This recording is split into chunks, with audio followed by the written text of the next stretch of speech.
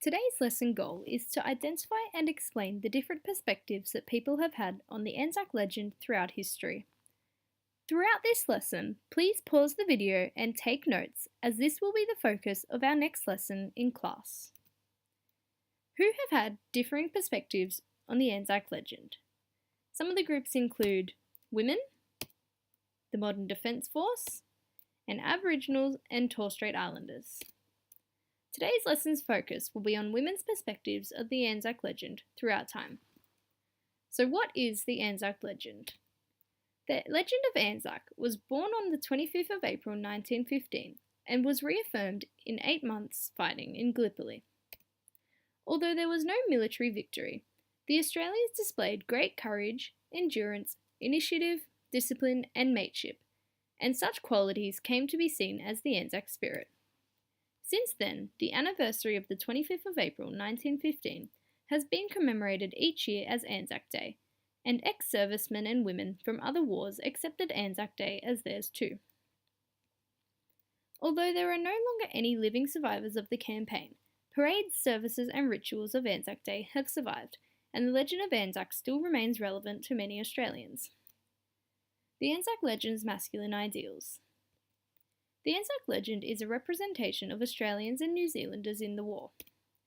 In Australia, the legend began as a decidedly men-only myth and was associated with the masculine qualities that the soldiers allegedly displayed on the battlefields during the Great War, such as endurance, courage, and mateship.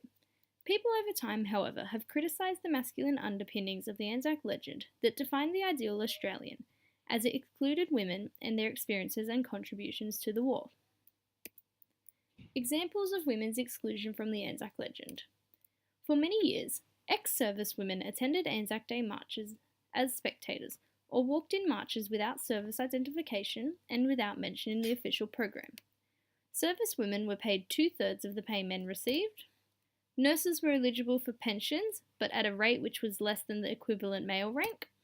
And it was only in the late 1990s that Australian service nurses were honoured with a national memorial on Anzac Parade in Canberra. So why were women excluded?